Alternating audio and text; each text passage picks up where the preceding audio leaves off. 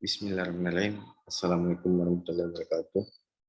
Perkenalkan, nama saya Nurul Fauzan, NIM D04118131 dari kelompok 5.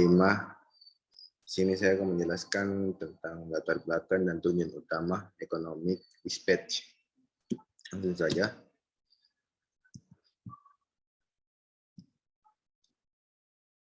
Latar belakang economic dispatch.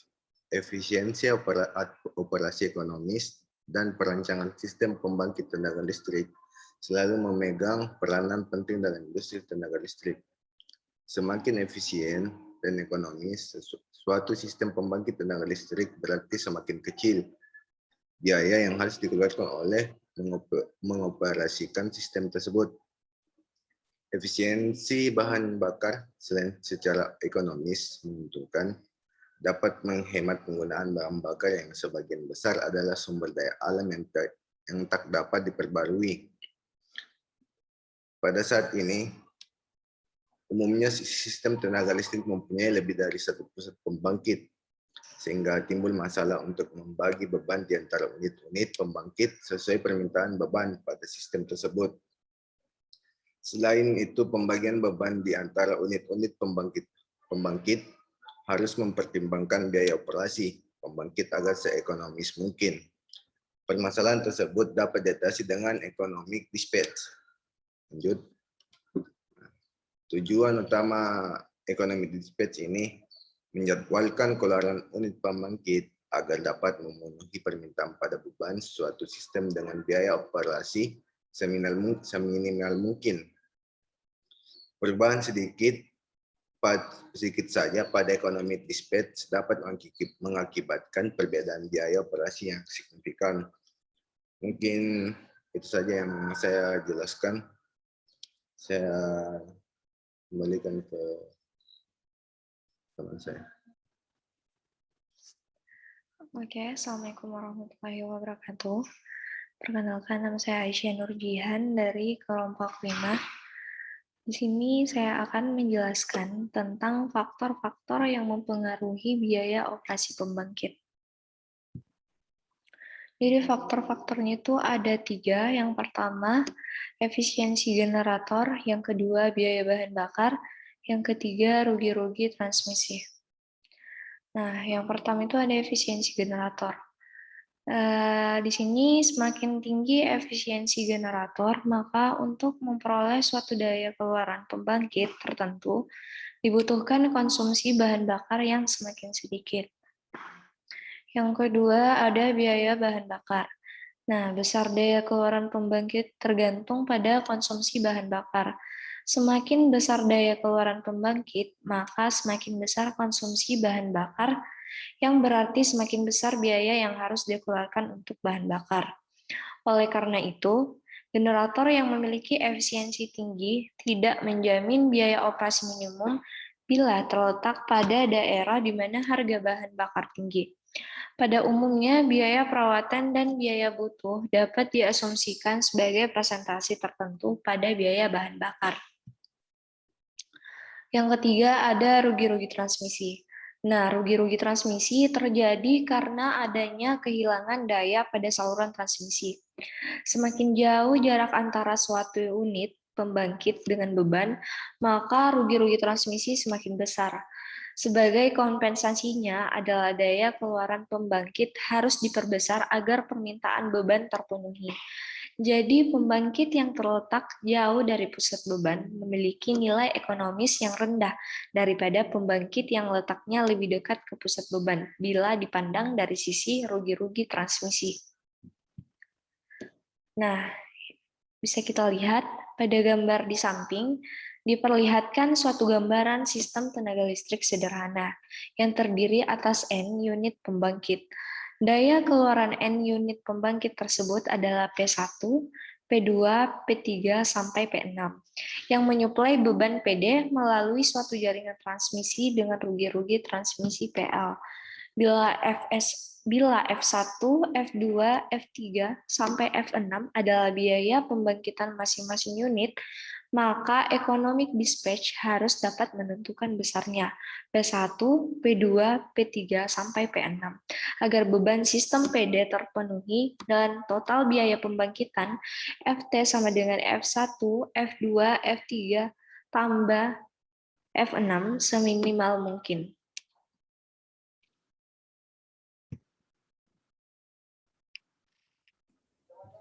Bismillahirrahmanirrahim. Assalamualaikum warahmatullahi wabarakatuh. Perkenalkan, nama saya Wawan Surahman dengan NIM D041171008. Akan menjelaskan tentang unit pembangkit termis.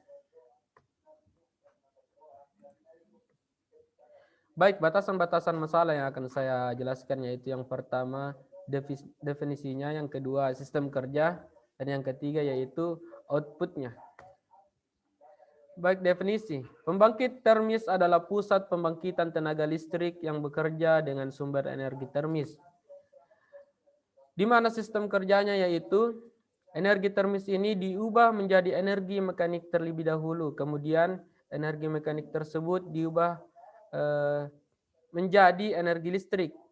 Nah, bahan bakar yang banyak dimanfaatkan untuk menghasilkan energi termis ini adalah minyak, gas, batu bara, uranium, dan lain sebagainya. Selain itu, energi termis ini juga dapat diperoleh langsung dengan memanfaatkan sumber panas matahari. Jadi kalau kita lihat pada gambar di layar, di mana ada tiga sistem kerja penting yaitu combustion, turbin, dan generator, di mana pada pembakaran ini, di ruang pembakaran ini berfungsi sebagai tempat untuk menghasilkan fluida kerja. Kemudian dibawa ke turbin, fluida kerja tersebut ini digunakan untuk memutar turbin tersebut, yang kemudian energi mekanik yang diperoleh dari putaran turbin tersebut akan dijadikan listrik pada generator. Kemudian proses konversi energi termis pada pembangkit listrik tenaga diesel atau PLTD dan pembangkit listrik tenaga gas atau PLTG ini menggunakan fluida kerjanya itu udara. Kemudian kalau PLTU atau pembangkit listrik tenaga uap dan PLTN atau pembangkit listrik tenaga nuklir, dia itu menggunakan fluida kerja uap air. Kemudian yang ketiga, output. Daya keluaran generator tidak seluruhnya disalurkan ke sistem tenaga listrik, tapi juga digunakan untuk menyuplai peralatan-peralatan tambahan yang dibutuhkan pembangkit itu sendiri. Sebagai contohnya, suatu pembangkit listrik tenaga uap pada PLTU ini dapat membutuhkan 2-6% dari daya keluaran generatornya untuk peralatan tambahan seperti pompa-pompa untuk menyuplai air ke boiler, pompa sirkulasi air pada kondensatornya, dan kipas anginnya untuk pendingin. Jadi intinya output atau keluaran generator ini adalah daya keluaran generator setelah dikurangi daya untuk menyuplai peralatan tambahan, seperti itu. Kemudian terima kasih saya sampaikan. Saya kira dengan ucapan wabillahi taufiq wal hidayah. Wassalamualaikum warahmatullahi wabarakatuh.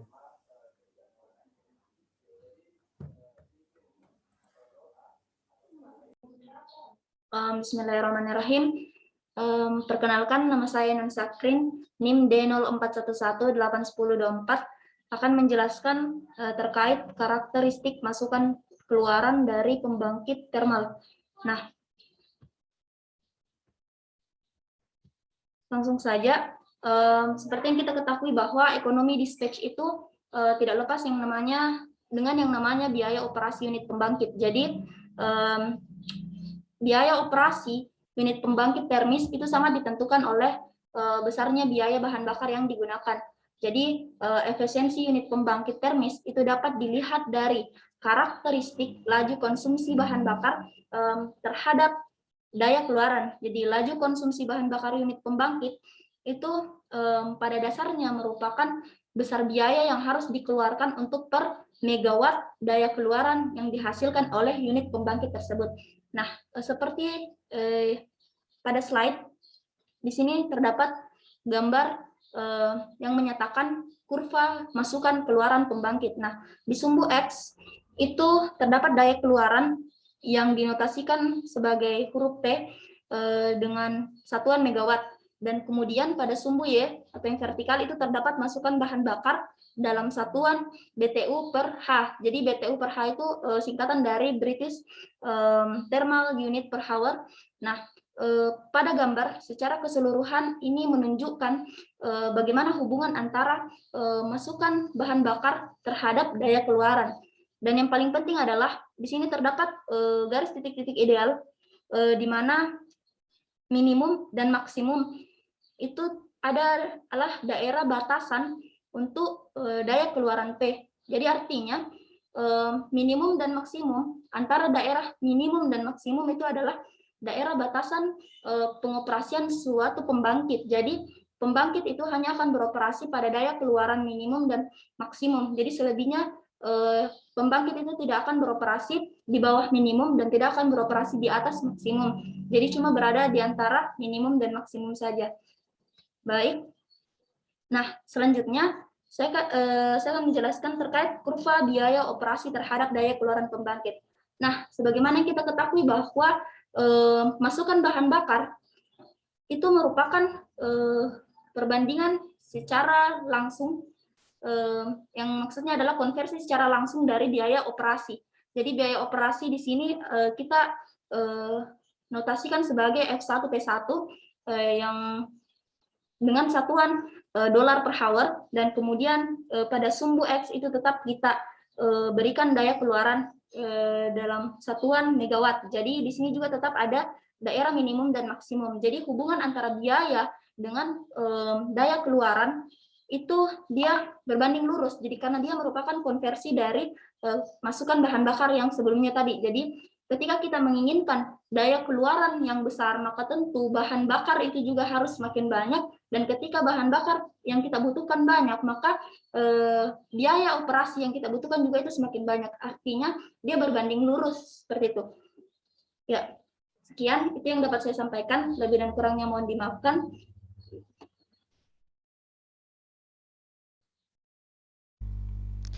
Assalamualaikum warahmatullahi wabarakatuh.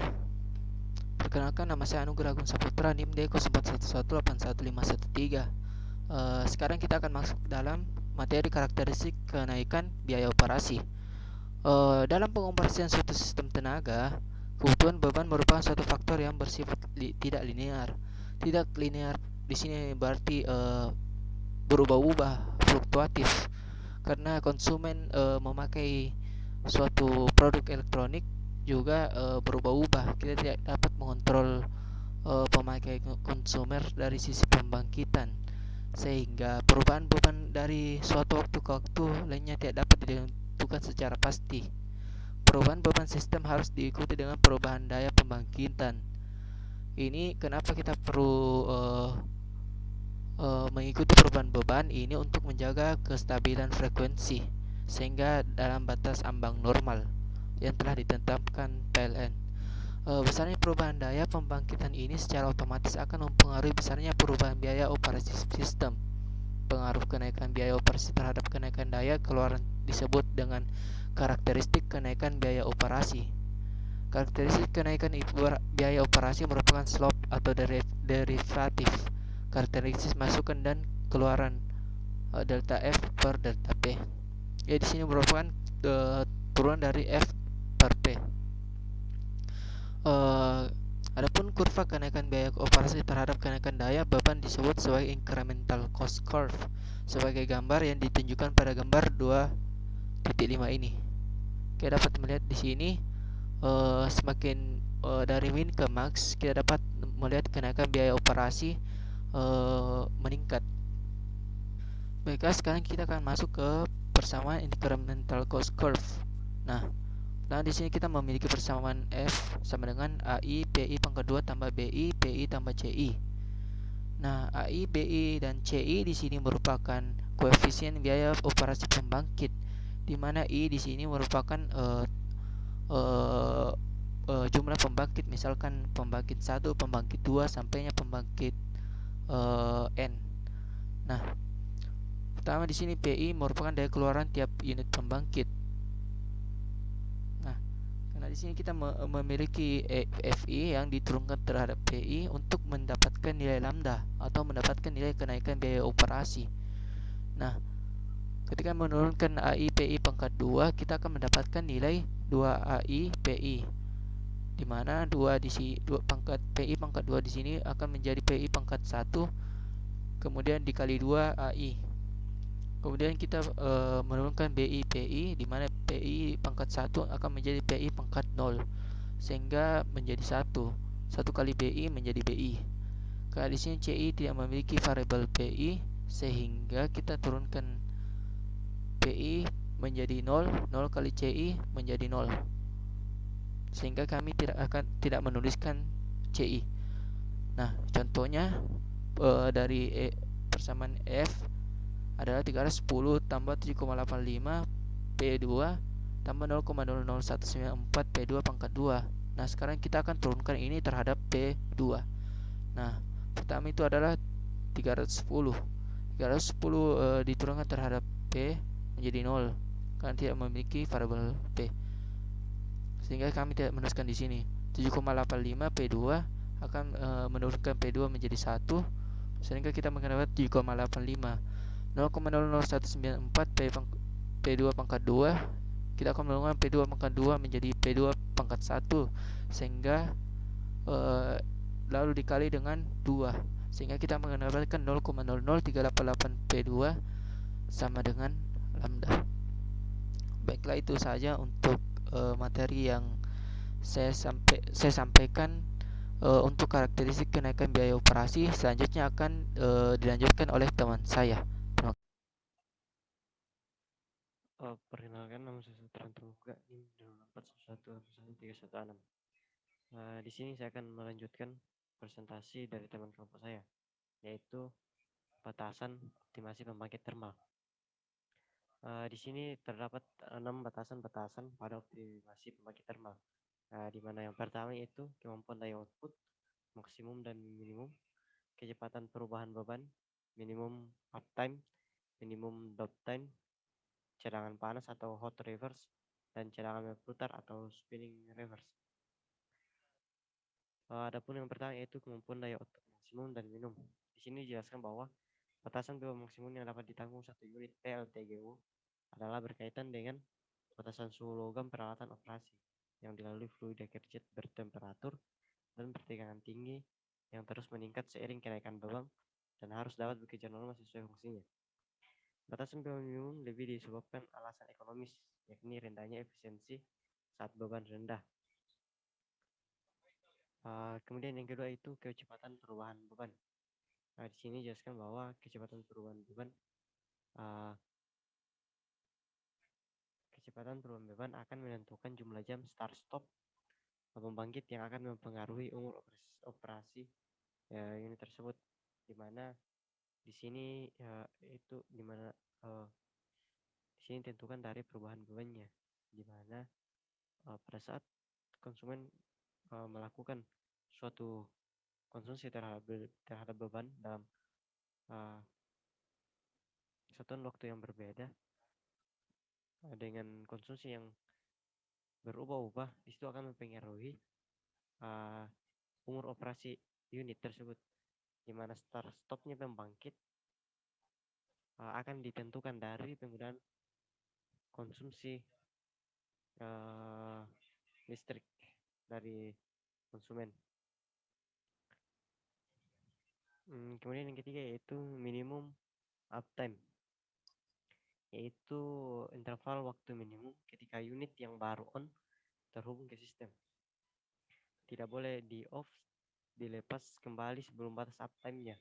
Artinya suatu unit pembangkit apabila sedang beroperasi on tidak dapat dimatikan seketika sebelum minimum uptime-nya terpenuhi. Di sini jelaskan bahwa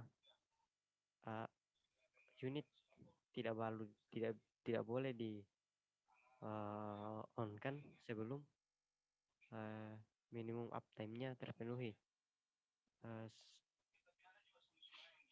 Maksudnya di sini yaitu waktu terendahnya. Jika waktu terendahnya misalnya di setting 2 menit atau berapa menit baru unitnya bisa bekerja. Kemudian keempat yaitu minimum downtime, yakni interval waktu minimum ketika suatu unit dalam keadaan decommitted off tidak boleh dihubungkan atau on sebelum melewati batas downtime-nya. Unit pembangkit termal tidak dapat dihidupkan dengan seketika karena memerlukan waktu untuk menaikkan temperatur dan tekanan untuk siap membangkitkan daya. Kemudian yang kelima yaitu cadangan panas atau hot reverse, yakni cadangan daya pembangkitan dalam kondisi siap beroperasi dan bekerja paralel dengan sistem, dan kondisi pembangkit termal dijaga agar tetap dalam keadaan panas. Ini dimaksudkan bahwa kondisinya di mana cadangannya ini digunakan sebagai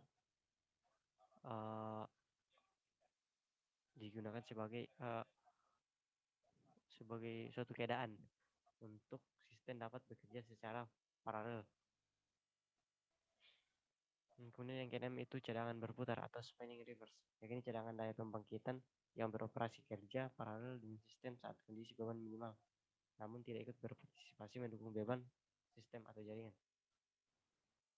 Di sini dijelaskan bahwa ketika kondisi beban minimal dapat bekerja dengan cadangan daya pembangkitan yang beroperasi. Akan tetapi di sini cadangan berputar ini tidak ikut berpartisipasi dalam mendukung beban atau untuk menghasilkan atau mensupport beban. Dan mungkin presentasi saya tentang batasan-batasan dalam operasi termalnya.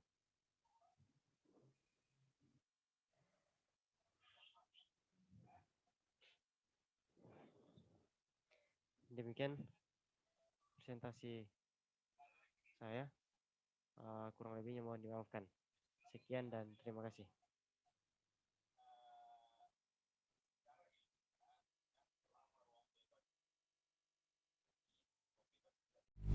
Bismillahirrahmanirrahim. Assalamualaikum warahmatullahi wabarakatuh.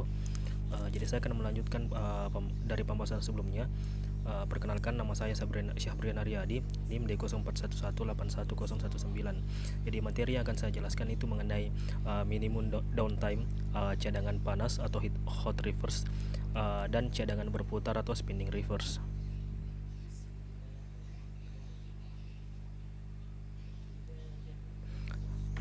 Minimum downtime, yakni interval waktu minimum ketika suatu unit dalam keadaan decommitted off tidak boleh dihubungkan atau commit atau on sebelum melewati batas downtime-nya. Unit pembangkit termal tidak dapat dihidupkan dengan seketika karena memerlukan waktu untuk menaikkan temperatur dan tekanan untuk siap membangkitkan daya. Selanjutnya yaitu cadangan panas atau hot reverse, yakni cadangan daya pembangkitan dalam kondisi siap beroperasi dan bekerja paralel dengan sistem, dengan kondisi pembangkit termal dijaga agar tetap dalam keadaan panas.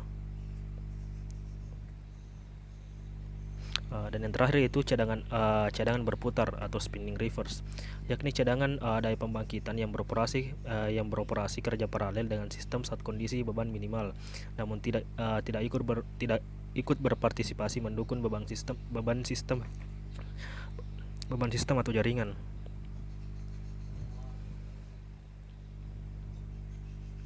Ya, itu saja penjelasan dari kelompok kami. Lebih dan kurangnya mohon dimaafkan.